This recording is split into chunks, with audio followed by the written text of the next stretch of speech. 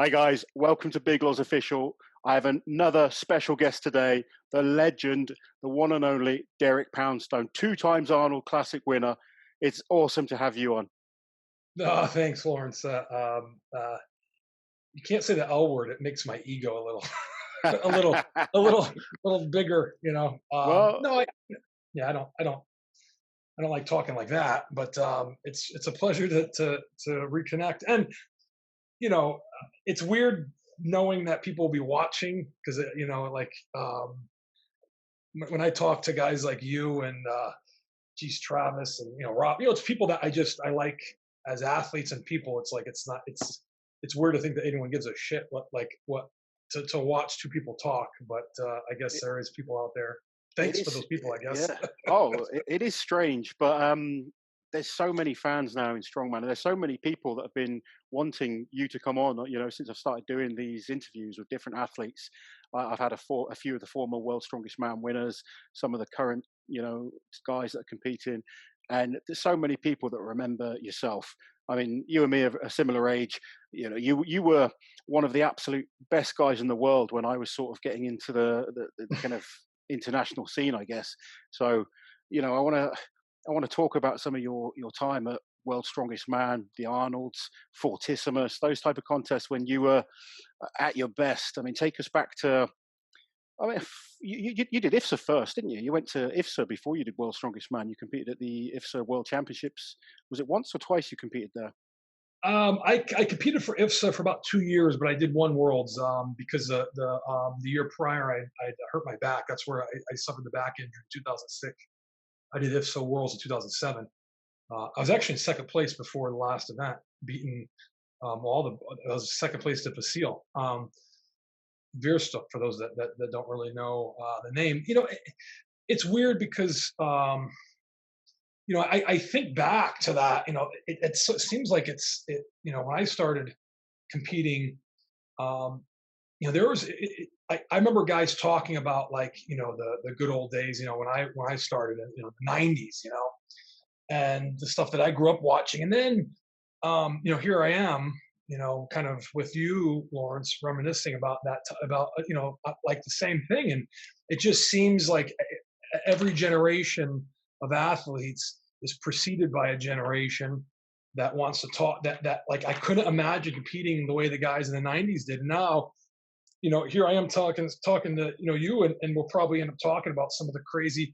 It's just different. It was you didn't get paid, anything really for the most part. You just got like free room and board, and you were happy to travel around the world. With some of the scariest. I mean, in flights in Ukraine where they barely would leave the ground.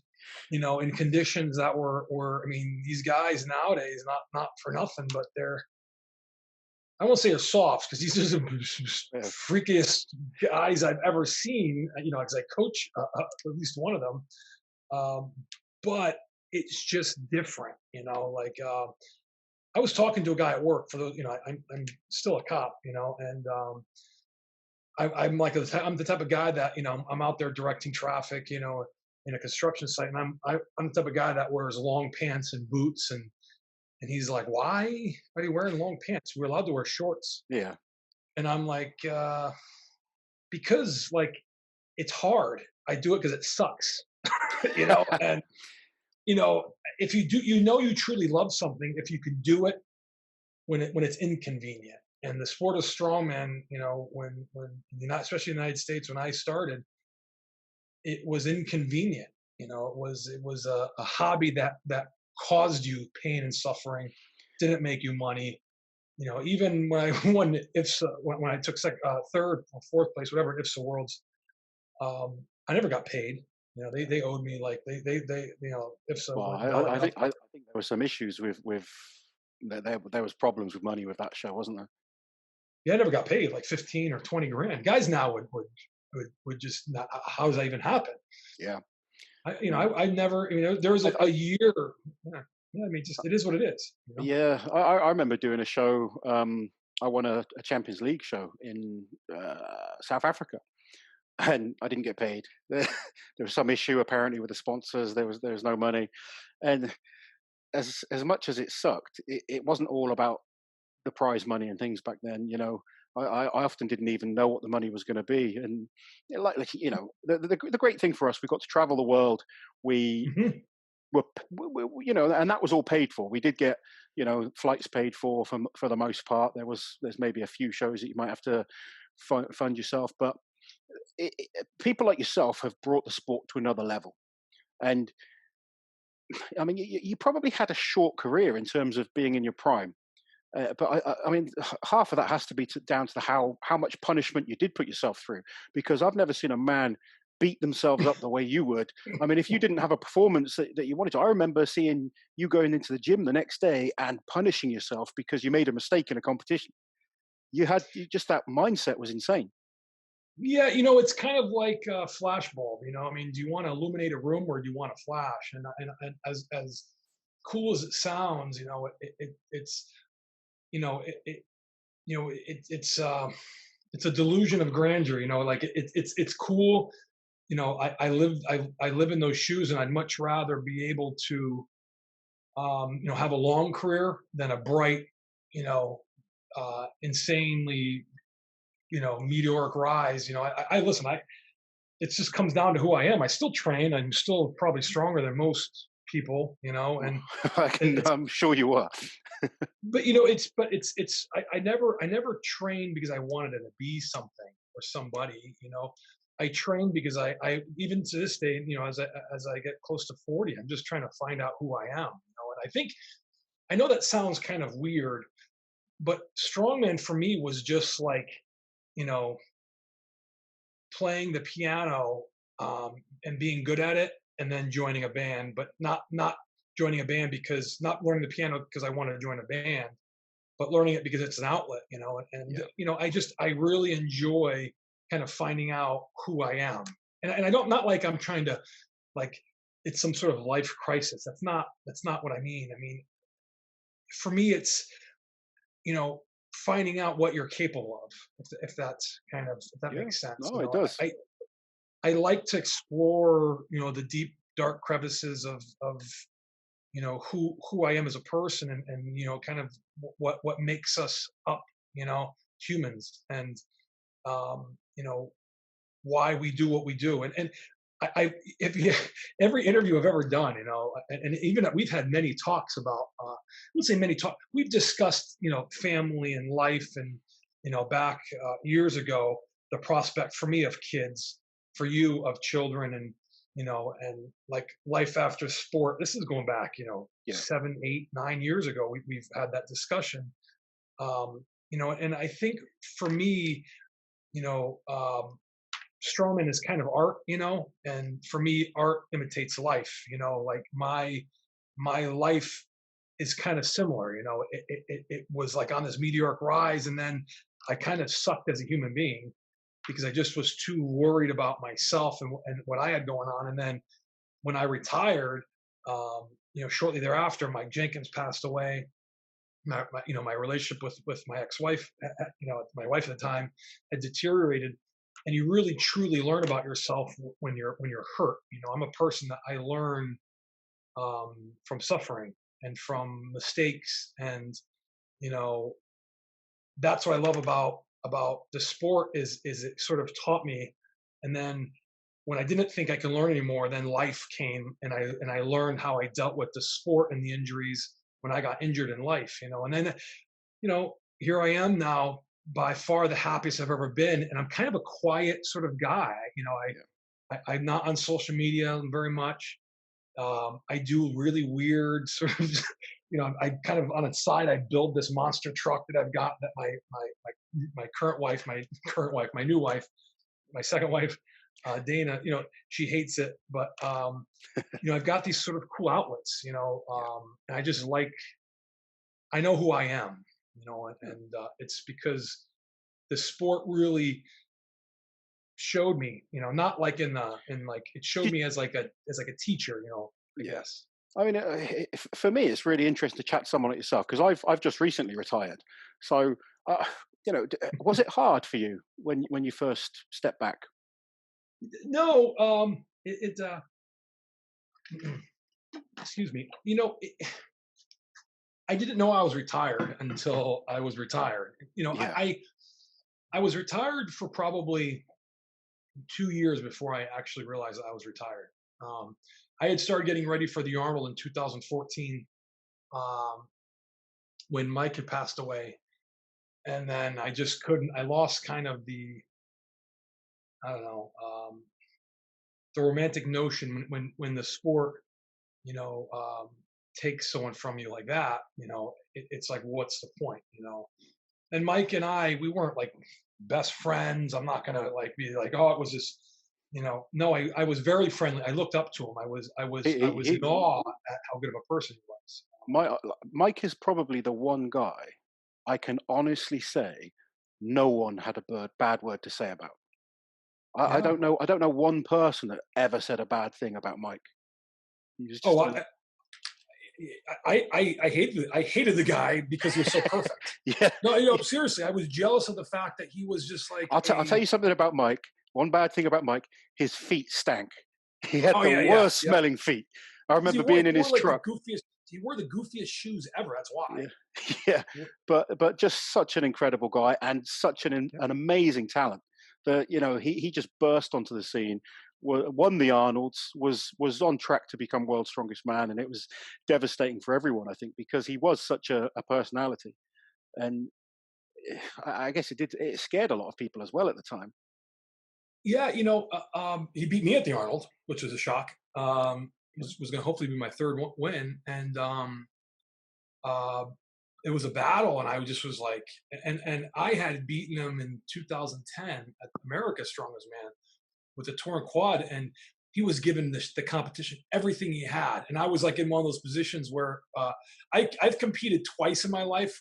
Pardon my language. Is it right if I You just c- say a little you can swear? you can say Why? whatever Because you like I here. just want to like, because there's two sides of me. There's the, you know, the PG-13 side, but then there's like the, you know, look colorful side, and you know I've Be competed as two. colorful as you like.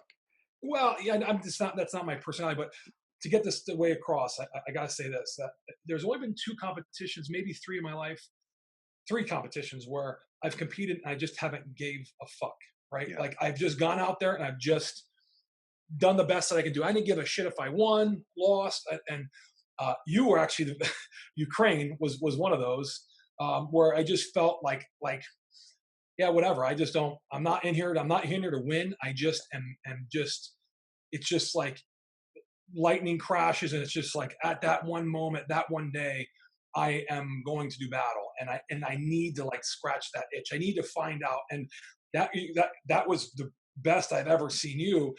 And it was like as I was competing, and like at the deadlift, I remember I was so beat up, and I was like just like there's a picture that from Giants Live of like you could see like the absolute like just pain, and I loved it though. If you remember, like I was loving it, you know, Yeah. and that competition, um, and Fortissimus, because I went in that with a bang. I had an abscess in my tooth, which is weird. I never thought I'd even get in the top 10, let alone win it.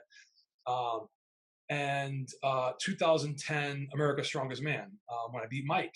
Yeah. So, like, I remember he was just putting together this amazing competition. I'm like, this who's he doesn't even know, you know, right? Like I was in that spot, like I hadn't slept for days because I came from South Africa with a torn quad, and I'd Yeah. done like ninth place. I felt like crap, didn't sleep, flew over to Vegas nonstop, got off the plane, rushed right to the event, didn't even check in the hotel, and then just did what I always loved, you know, like it hurt so bad, but I was just like I wanted to fight, you know, and Mike just delivered this. Like it was one of those things where I don't want to win. Like it's not that. I just want it to be a battle. Yeah. And a lot of guys want it to be easy, and I do sometimes want it to be easy. But there's sometimes you're in that spot where you just are like, I want to outsuffer everybody. And man, Mike was good.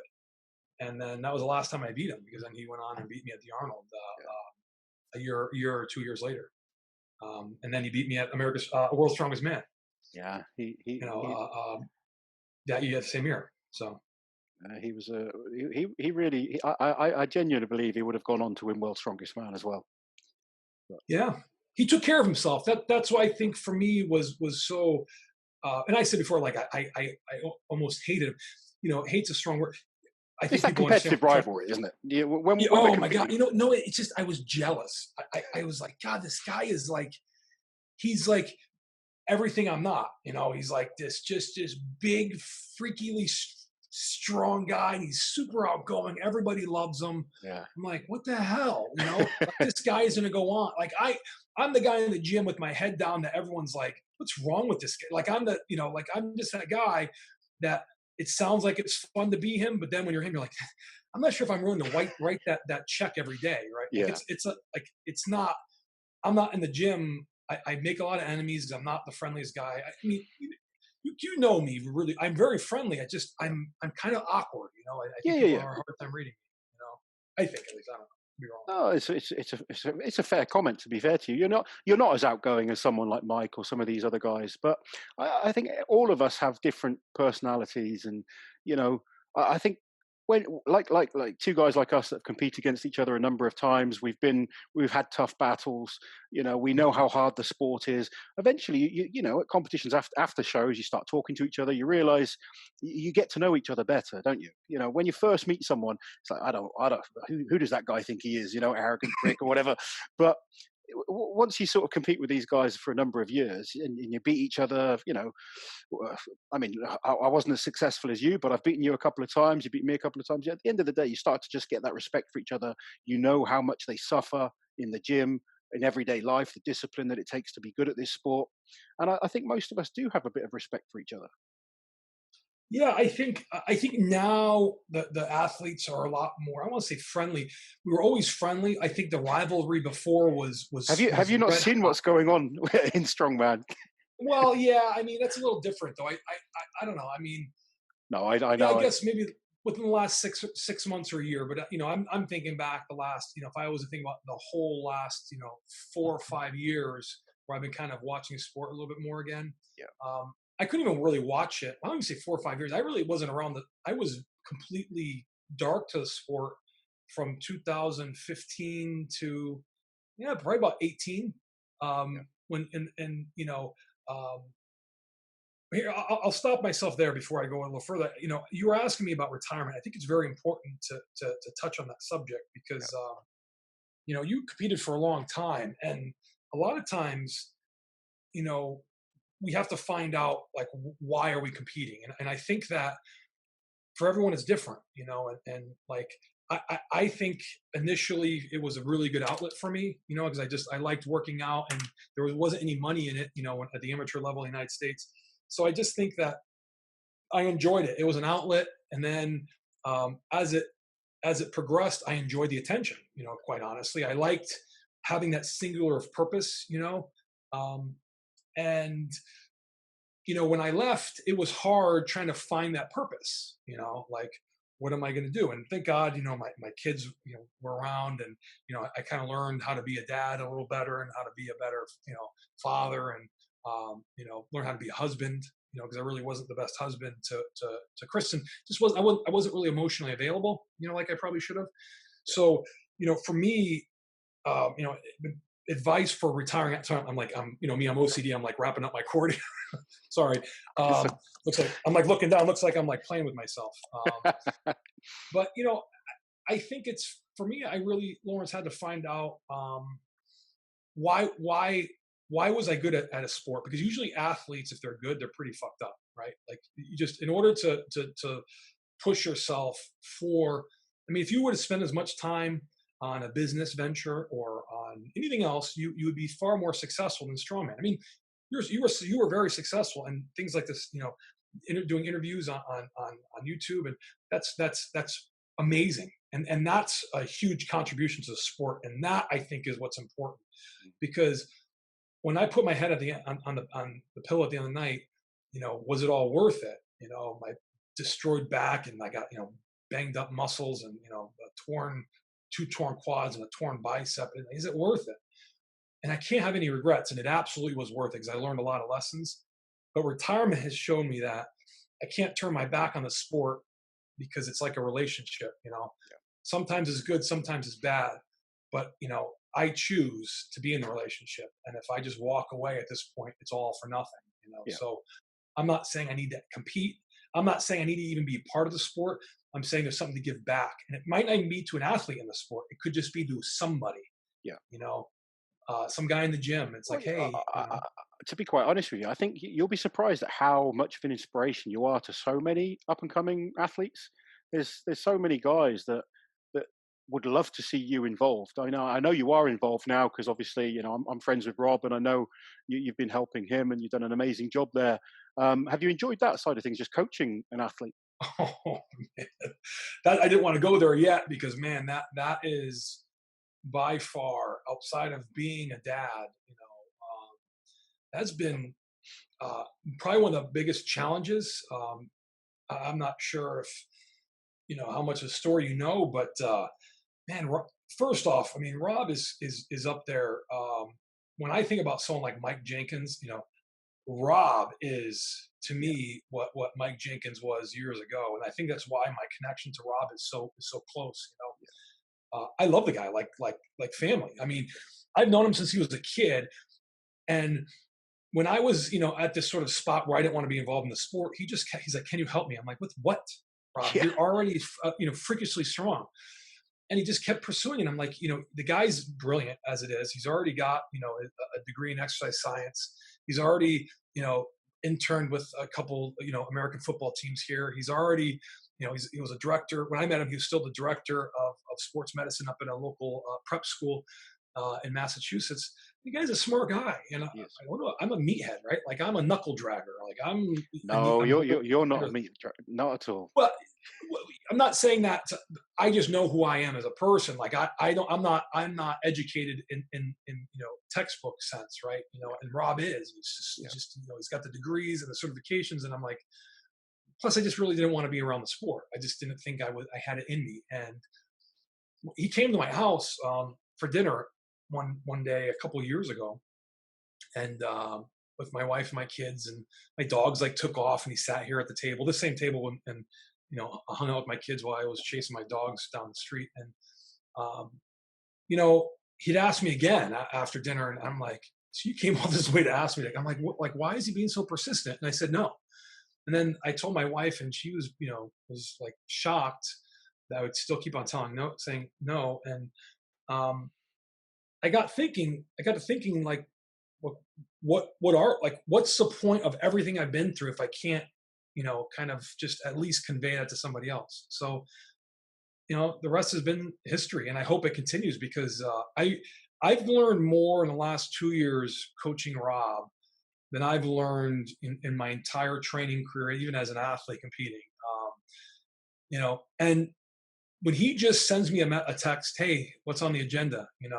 And I forgot to put together his training, like because I read 10 hours a week minimum, studies, anecdotal evidence as far as training, understanding like Eastern European methods, the current trends in training, everything from powerlifting to CrossFit, everything from Olympic lifting to wrestling, everything from how to increase your bench like I'm immersing myself to understand what can we do to get to be better. And I'm able to put that to test. And even you saw with his log lifts recently, and if you knew the story going up to that, every time he goes to peak, he drops off. And I even recently I'm learning that there's too much training specificity, right? Like he can only adapt for a very short period because the yeah. body does not want him to press a 500-pound log.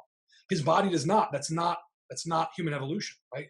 So we have to change the movements just enough, and that's why you saw these amazing deadlifts and squats leading up to. You're like, why is he squatting and deadlifting so much? Because the carryover is tremendous for the overhead press. Yeah.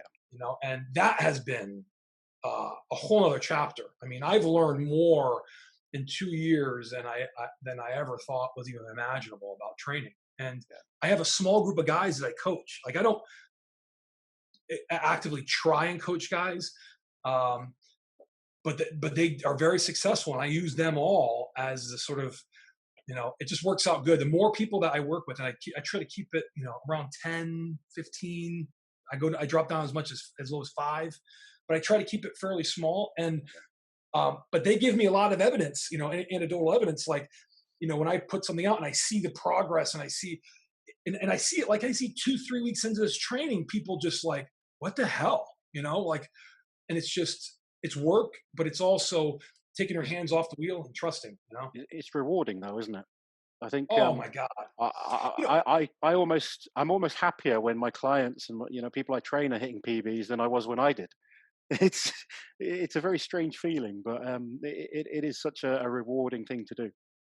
yeah, when I saw Rob hit that 475 log, what was it, kilos, 213 to 218, 218, I think it whatever was the hell it was, 216. Yeah, 216. I was just like, I'm I watch him and I'm still in awe. Like when I saw him cleaning that log, I'm like, man, today's the day that like just gravity is gonna stop playing a trick on all of us, because it's just mind numbing the amount of weight he lifts. And yeah. sure as shit, it moves. And as soon as he gets that cleanup, I could just tell like it's on, and I love that. Like I love with his lift too. If I've rewatched it probably 30, 40 times. I love that. I love the fact that he gets an extremely long pause. Like I love that, I knew that was because coming as well with Zadrunas. With there's a slight time delay anyway, but Zadrunas, regardless, makes people wait. yeah, and I love the fact, especially with that, because if you know the dynamics of a push jerk, especially a split jerk, um, he's putting so much, like the split jerk is particularly tough because he's got a normally you walk in, boom, lockout, done. That walking in and holding that lockout is like a little mini rep. And Yeah, so when he's got a hold, now you could tell like he's thinking he's done, and and he's like, "Oh, I'm not done yet." So he's got to nail that lockout. Oh, I love it. I love it. And yeah. the one thing I know is when that log breaks and his hands break his forehead, he's locking it out. Generally, and because that's all we work on now is a huge amount of lockout strength. That guy can lock it like you know there's no reason why he's not setting a world record at his will at this point, and at a body weight of sub 290, which is He's you the know by far the lightest guy in contention for world record numbers on the log. oh The rest of the guys are absolute monsters that are lifting the big numbers right now. and that's what I love. I love the fact that you know I thought like I was a pretty good log presser, not max. I was a rep guy, and I love that. The guy that I'm able to help. The guy that asked me to be his coach, is a light guy. It's a guy that does a split. Like it's someone that Something the complete opposite. opposite to you. Yeah, Yeah, but that's I think the key though. The key is he did getting coming up what I didn't like to do. And now I've seen him, and I know more what works, and what works is like everyone likes to press a log. He's like doesn't have an ego about it. He's not going out there trying to like hit world records every day. Where I was always trying to train heavy. He trains heavy, but it's like he just wants to do what he has to do. That's it. For me, it's a bit of a show always. yeah. So, I think a lot of the guys now they really think about their training. It's a lot more scientific, and it's looking to peak at the right time. And he did it perfectly a few weeks back, so it was good to see.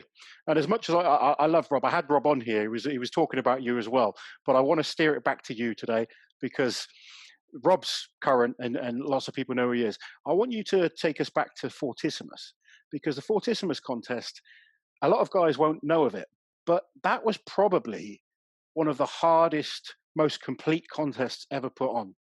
And you were which year did you win? Was it 2008 or 2009? I won 2008, and I took second in 2009. Yeah. Tell us about that show, because that was a brutal contest, wasn't it? Yeah, so there's a lot of stuff that people, besides not even knowing about the competition, there's a lot of stuff that people won't even ever know about the competition in general. That like the backstory, and the promoter, the organizer, was a gentleman by the name of Paul Uhl. He had worked with a bunch of Canadian weightlifting Olympic teams. He wrote a book on Louis Cyr, so he's a really big sort of strength historian. And so he'd asked me shortly after 2007 IFSA Worlds if I would compete. And at that time, I was told no, I couldn't compete outside of IFSA. And I've always worked a full-time job. At that time I had rental property. I'm not wealthy, but I'm comfortable. I make my own money. I don't need to compete. At that time, you had to compete and think about finances. So they were like, well, you're not going to be able to compete in IFSA. And I'm like, that's IFSA's loss. I can give a shit less.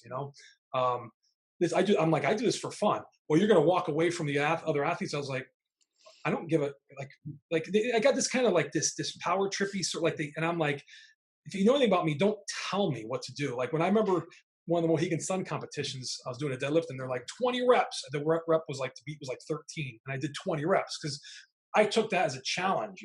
Like I get 20. Like not just don't win it. Get 20. And I'm like, okay, run your mouth. That's what you're gonna get, right? So. When they told me I couldn't do it, I said, well, you can go fuck yourself. You haven't paid me. You owe me nothing. I'm going to do what I want to do. So I did IFSA.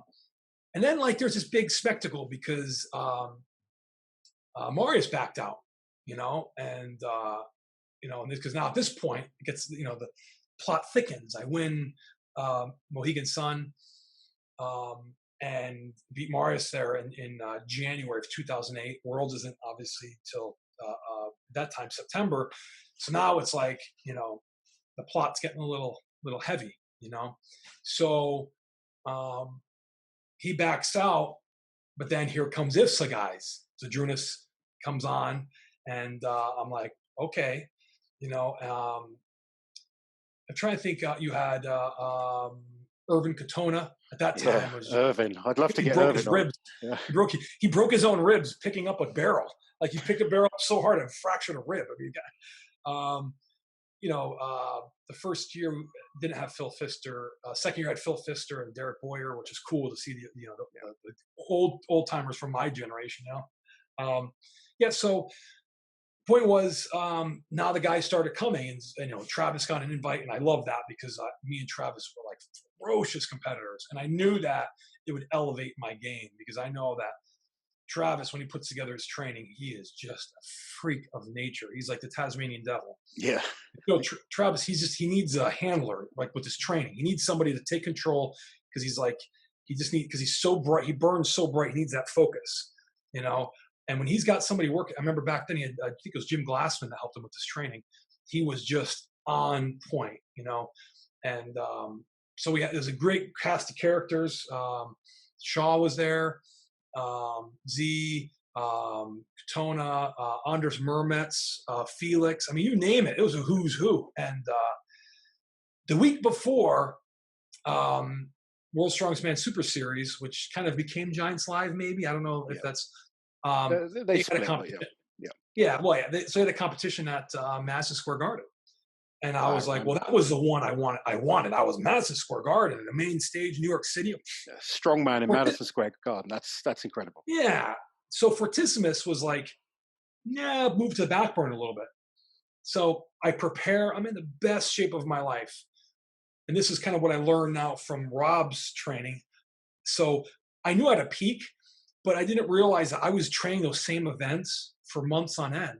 And my performance started to decrease. So now I'm starting to put more and more. And I got to a point where I had to decrease the weight, but my volume and intensity was so high that my conditioning was off the charts, the best it ever been. So the show was fast paced. Guys were puking backstage and I was like, bring it, and I was in good shape, but my numbers just weren't that I just didn't have that top end strength. Travis ends up beating me there. I do terrible on the stones. I win almost every other event, but I was struggling with the top end strength. Fortissimus comes around. I'm ready to drop out. I have an abscess in my tooth now. I'm just whatever. I get there. I'm down 6 pounds or 5 pounds. For me it was a lot of weight, 2.5 kilos or so. I get there. I go to the doctor the morning of the competition. I get some, add some ibuprofen for my tooth. Some antibiotics, get I'm just whatever. I the whole time I want to drop out. I had this pounding headache, my tooth's throbbing, and I just start, and then I get that point where I just don't give a shit. I'm just whatever. Paul Uhl put together a nice competition. I'm gonna put on a show. Yeah. And all of a sudden I'm winning events, taking second place. I'm like, this is weird, and guys like are nervous. It's tough. It's humid. We're in a tent. There's like some mud. The conditions were fantastic. It's just it's tough when you're in a tent, and there's not Yeah. you're stepping on board. There's some water issues because it was raining. It was a nice deal. It was like, and the crowd was fantastic. So I just loved it. And Yeah. it was 6 events each day. The last event was 5 events, but the last one was two separate events. Yeah. All of a sudden, after day one, I think I'm like 1 point out of first. And first is a junior. So I think the next closest person was like 15 points behind. I'm like, wow, this was A, it was fun. Yeah. And then, but B, most importantly was, well, I mean, it was more importantly, it was fun, but B, I'm like, I'm on the heels of Z. And the next day was just like, and these things, like you said, nothing was easy. There was no gimmies. Like there was no like, oh, crucifix hole. No, no, no. It was like, 8 medley press, 8 implement medley, press. It was like a 5 medley deadlift, like it was crazy. Like every event you go into, you're just like, it was like another full on battle. And like, of course, a deadlift, I'm Mark Felix, right? Overhead press, there's Z, moving events, Anders Mermetz. You're like, these are the best athletes. Like you had that. No, Anders Mermetz grip, Mark No. Felix grip, Yeah. speed. I mean, speed. Like there was nothing that was easy. Yeah. Like it was like the loading event on day one was like all these crazy barrels. And Irvin Mikatona, who's like the big monster of a bear of a dude from a stone, he pulls a barrel so hard, a 450-pound barrel, he fractures a rib. Like you're like, this sucks. Like everything about it sucked, and I loved it. It was just like, because you knew that you weren't going to lose points because you like tripped. All you had to do is go out there, and it was going to be 2 minutes, not like a 30-second event. It was going to be 2 minutes of battle, and it was just. You watch it on YouTube. The announcing's kind of a little goofy. The announcing kind of sucked. But I mean, what a was that awesome. was that the final event when you lifted those natural stones? Yeah, so there's so the stones were really high. There's Atlas stones and then there's natural stones. And you don't get points for both. You get points for. So what happens if there's like 12 competitors, and they combined your score. So it wasn't even like so you killed yourself for like one event essentially. So you do Atlas stones, and you get like, let's say 10th out of 12, and then you do natural stones and you get like 5th. You get 7.5 points, not 12 or not 10. You know what I'm saying?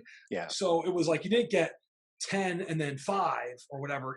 You got your place was averaged out. It was crazy. Okay. It's crazy. Strange.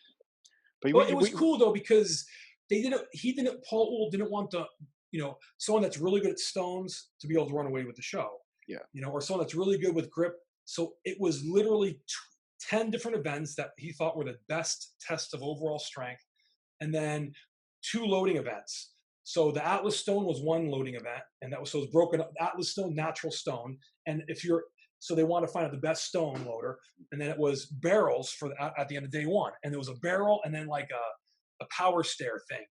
And same thing, it was 2 different events, but they combine your score and you get one score for both. And it's neat to sort of, his idea was, I want to crown, not the strongest, I want to crown the mightiest man on the planet, and I thought, it was, looking back, it was battle. It was fun, but it was hard. It was really, really hard.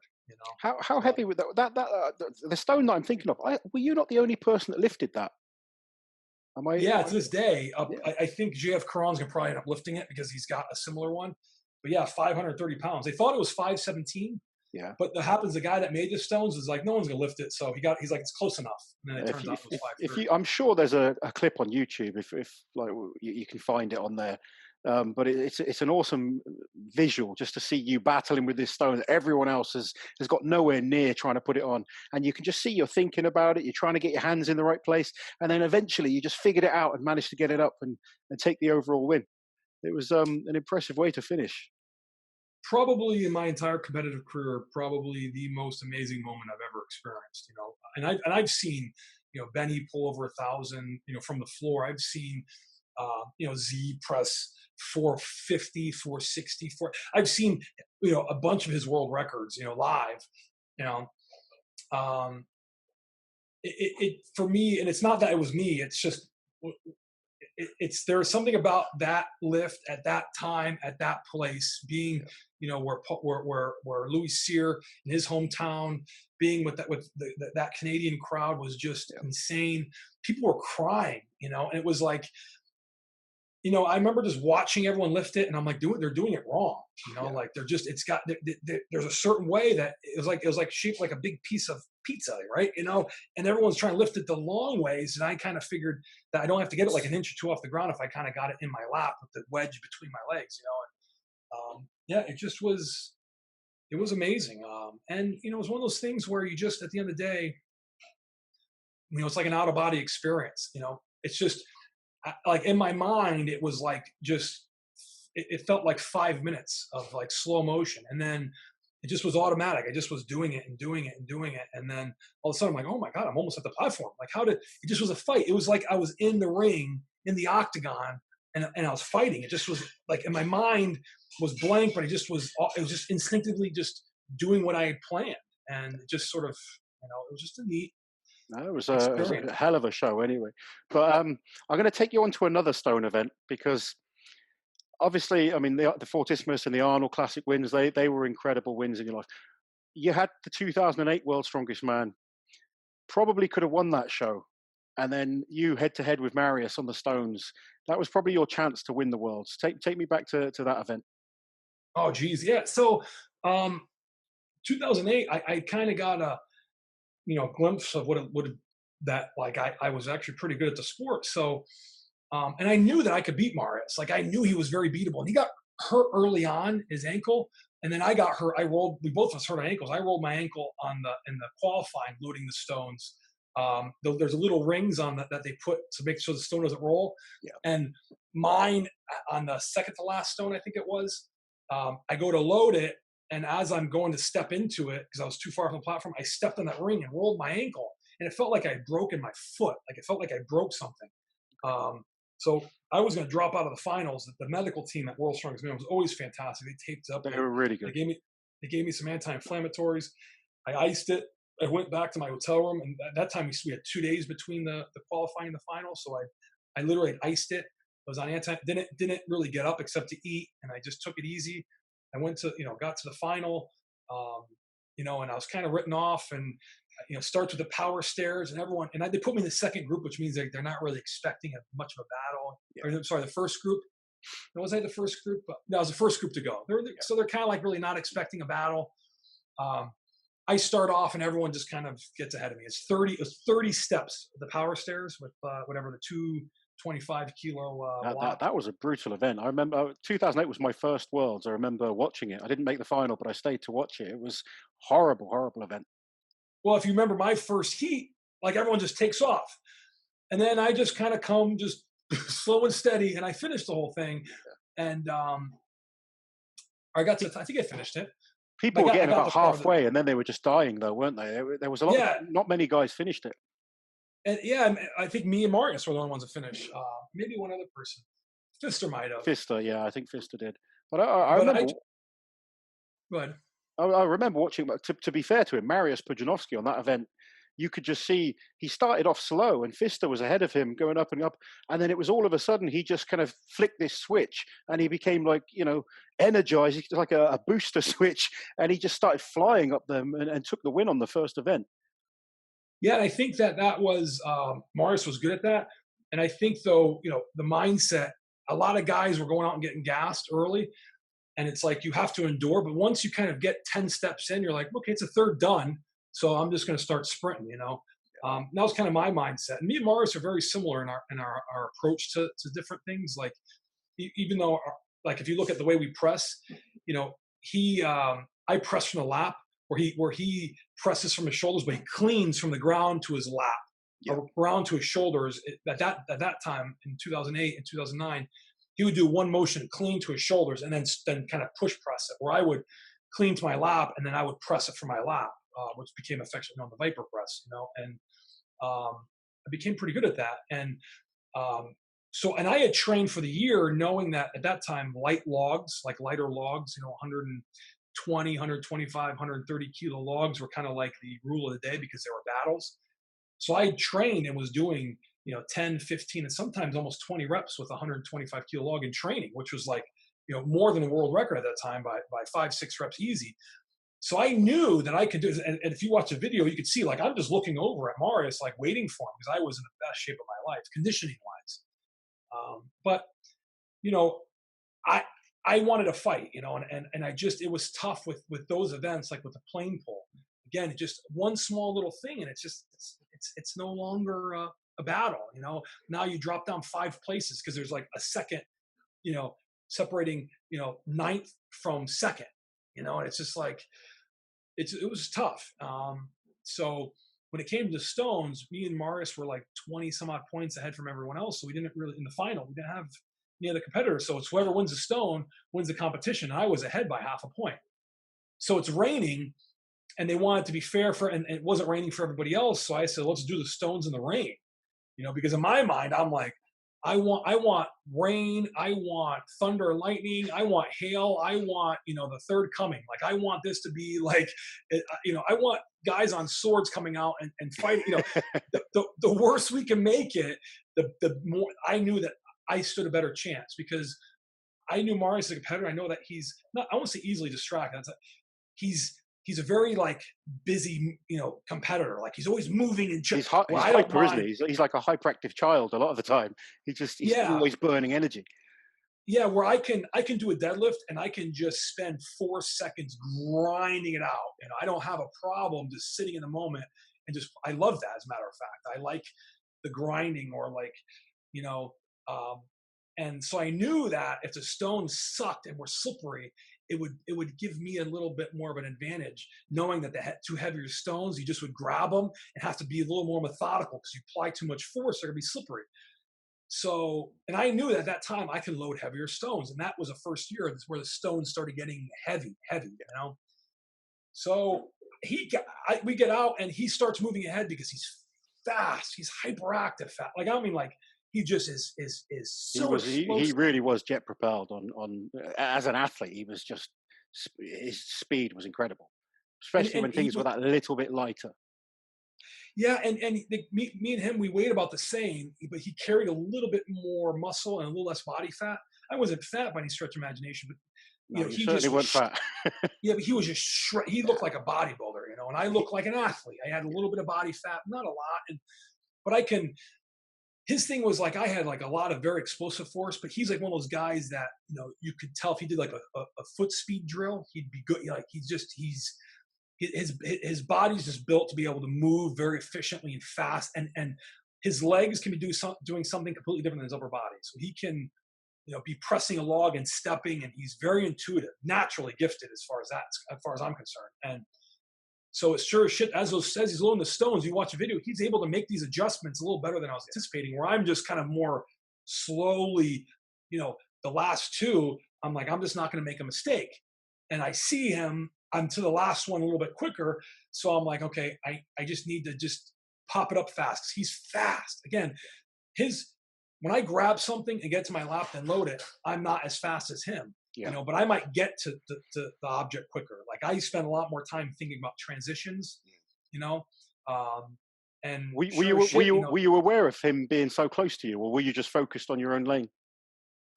No, I knew that he was behind. I expected to go into the stone slightly behind or equal to him, and I was slightly ahead of him. So I think that kind of made me a little more excited. Because at that time, at that moment, I was in my mind was like, I'm world's strongest man. I'm winning this, especially with a lighter stone. Heavy stone, but that time it was still fairly light for me. And I just pulled the trigger a little too quick, getting the stone onto the platform. I mean, it was just one of those things where you pull back and then lean forward. I was pulling back, and I just miscalculated the leaning forward. All of us watching were like, just push it on, because it looked to us from the side where literally you had it high enough. All you had to do was sort of just push your chest into it. It would have gone up, and it was just, I guess, one of those moments where just the brain kind of doesn't do what you practiced it a million times, but that pressure, perhaps, do you think it got to you, or just a Well, no, but small mistake? it's funny. I was never affected by pressure ever, and thinking back, it's very very simple. The answer is it's almost too simple. Is so normally I think about all the little things, like when it comes to like transitioning from like how I set up the implements. Before I go, I look and I see how things are, and I know how I'm going to pick it up. I know how I'm going to run, and when I get back to a farmer's walk, I know where I'm going to. I know exactly. I have everything in my mind, so there's no because we train the lifting, but we don't train the non-lifting portion. It's funny. I actually use you as an example to a lot of my clients these days when they're doing the dumbbell, because you were the first guy that when you pressed the dumbbell, you made sure it came down into the same position every single time. You weren't like the guys where they press it and then they just dropped it and then it bounced anyway. You always had it come down in the same time. And it was that efficiency that allowed you to be so good at it and get those extra reps in competition, because you were saving 2 or 3 seconds between every rep. And it just gave you that time then to get that extra one towards the end. So I use you as a good example to a lot of clients. Well, yeah, I mean, it's like it's a waste that we spend so much time on the hardest part, but we spend no time on the easiest part of putting it down. And not only does it save us 2 or 3 seconds, but it saves us energy because now we don't have to move. Yeah. And we don't have to mentally re-prepare ourselves. We're in the same spot. Is it harder to deadlift? Is it harder to do the same weight for a set of 5 or same weight for 5 sets of singles? 5 singles is much harder because that first rep is the hardest. Yeah. So once you have to repeat it, it's easier. And that's, the set. So now in thinking of that, what happened is the last 2 stones, I knew that regripping the stones would be a mistake. So normally you get the stone in your lap and then you kind of regrip it. I didn't regrip it. So when I put the stone in my lap, I just reset my shoulders and I kind of kicked my arms over the top, but my forearm stayed essentially in the same place. And I stayed stuck on the stone. Now, if you know anything about tacky, if I stick my forearm on the stone and I keep it there for 2 seconds and rip it off, it comes off pretty easily. Now, if I keep my forearm on the stone for 5 or 6 seconds, now it's and I'm pushing, it sticks a little more. And that the part of the stone where you're holding on to it the most for me is in the lap, pulling it from the ground to the lap. I'm squeezing it really hard. Lap to the box, I'm more pulling it in. My forearms aren't doing as much as my hands and sticking my body into the stone. Yeah. So when I go to let go of the stone, I can't let go of the stone. I'm stuck to it because I haven't regripped, and that's something I've never done before. Yeah. And so it just was like this. My mind just kind of hit this blank spot of like what do I do? So now I'm just trying to slide it on because I'm stuck and I'm low. So if I pull my hands off, I can't pull them off without jostling the stone, because all I had to do is pull them off and then get underneath and sort of just push it on. Yeah. But I can't pull them off without pulling away from the box. It's my concern. So it's like, you do that thing, you do that 10 times and it slips off 1 time out of the 10. Unfortunately, that was the time. Yeah. And it's just like, and it's probably the best thing that happened in my career, because I think it made me continue, as the athlete that I was, which was always being greedy. I don't think you should go out and win one World's Strongest Man one time. I don't think that that's good for World's Strongest Man. I think that a World's Strongest Man competitor that wins it should be able to win it multiple times. And clearly the next couple of years I came in great shape. 2009, I mean, I was like the best, strongest I could possibly be. I carried a little bit more body fat, but I was very heavy, very, very strong, and I couldn't win it. Same thing with 2010. I tore my quad in 2010, so that didn't help. But to be fair to you, I think you raised the level, but then everyone brings up their level as well, and we've seen it now. The new guys, and I know you've got to go in a second, but just quickly before I let you go, what do you think of some of the new crop of strongmen these days? I mean, I know you've just got back into. You were at World's Strongest Man last year with Rob, so taking Rob aside, because obviously you work with him. Give me 3 guys of the current crop that that really impress you. Oh man, I don't want to be. Well, first off, I think I got to say that seeing Travis back in the mix, training and watching him sort of continue to grow as an athlete, that to me he looks great shape. Looks probably physically the leanest I've ever seen him. at still a fairly high body weight. He I'm just looks in a good place mentally as well now. He's actually going to oh come on. We've been talking. He's going to come and have a chat, and I'm looking forward to that. But it's really nice seeing him back. yeah, no, but he's on a new guy. No, he's Yeah, old I like don't. us. Yeah, I know but he's been away for a long, long He time. So I has. think that he's got almost a decade, I think, away. Yeah, about 8 years away, which is a long time. So he's It kind of is. like a new guy. To some people, he'll be a new guy. Yeah, some people won't have a Um, clue who he is. to be fair, I don't really want to say names because you know, I don't. It's hard, because I think. Look, there's so many good guys, and I sit and chat to people, and I put out videos, and I've put videos out before, and afterwards I've looked and thought, oh, I forgot about this guy, and it's obviously easy to do, and I don't think any of the guys would be offended, but there must be like one or two that just seriously impress you right now. Well, I would say Thor because he is just an absolute monster. I mean, um, you know, Thor and Brian, and because they have something that I'll never have, which is just that insane amount of height. It's But freaky genetics, Brian, isn't it? yeah, yeah, but then it's that. But what Thor has an insane work ethic. I like, I just from seeing him for years, and I competed against him, a handful of times. And I love the fact that I still see him at like Worlds, and he makes a point. He's super, super nice. Mm. Like, he's like, "Hey, how's it going?" He just comes, just like it's Thor. I mean, um, and Brian's like a tactician, right? Like that's why, like he is an execution master, and I love that. And I love that about him that he, but like, I'll say this: he's like a strongman librarian. Like it's Yeah. almost boring to watch his training, you know but that's the point, though. That's why he's got such longevity in the sport. He knows all the tricks. I mean, to be fair to you, I totally agree. But both of them have freaky genetics. Mhm. They've been gifted with what they've got. But both men work extremely hard, and that's Yes. why they're so successful. And I really, I do agree with you. I think Thor. To be honest, the two guys that I feel, when someone says they want something, and everyone says, "Oh, I really want it," but they don't mean it.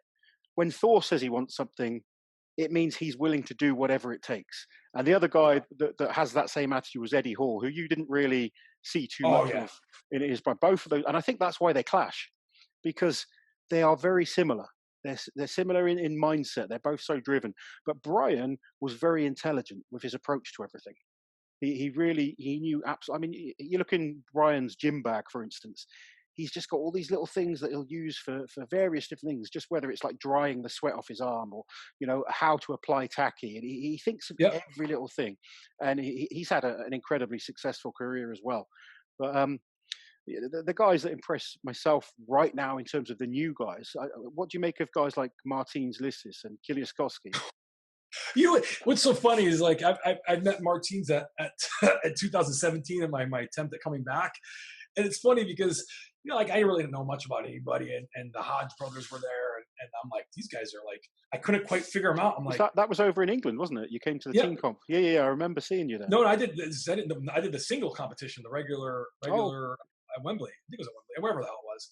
But I remember I was I'm like, yeah, I'm gonna show these guys, how it's done. I'm not gonna. I keep my press, my deadlift weren't amazing, but I was gonna be able to do like tire flip and all the medleys and all that stuff easy. Of course, I tear. I'm lined up next to Martins. I remember like looking at him, and the tire was a nice big tire. It had like the tread blocks all the way yeah, through. So I'm warming up with it, and everyone's struggling. It's like a proper like 500 plus kilo tire. yeah. So I did pull a little old guy trick. I'm grabbing the middle treads, so I'm much higher. Makes the transition harder because you have a hard time getting. But I'm like, I do a couple practice flips. I'm flipping it. I feel like I'm looking around, and I'm I like got I'm this. flipping it way Yeah. easier than everybody else. Here we go. I look over and I'm like, hey, when I get ahead of you, just watch my hands. I flip it the first time and my bicep tears. I'm like, oh my God, are you serious? Like, and I keep on trying to flip it because I'm so embarrassed. And he like comes over and he's like, hey, are you okay? Like, he's just so nice about it. Like, I'm like, and then, I Go see away, him. kid. Leave me alone. Yeah. Well, no, when I see him, I'm like, he's like super nice. Like Yeah. I'm used to guys, like being nice, but being like mean nice. You know how it is. Like, Yeah, hey, yeah, are you yeah. all right? Like almost growling at you when they're talking to you. Like I'm used to like guys like Vitas Placitis, right? Like, he walks by and he slimes you with the hair from his shoulder while you're sitting down. You're trying to tie your shoes, and he like ass checks you. You're like, excuse me, like not on purpose. It's just I'm used to competing with animals. I you mean, you competed against a lot of those like Eastern European monsters, didn't you? You were really competitive in that era when they were all from sort of the Eastern Bloc. It was, oh and my I god, guess their mentality is, well, I mean, some of them like Kuklaev, he's quite a friendly guy, but very, very serious when he's competing. But yeah, there's so many different types of characters around now, and it's great. It's what makes the sport so interesting. But the whole standard now is ridiculous.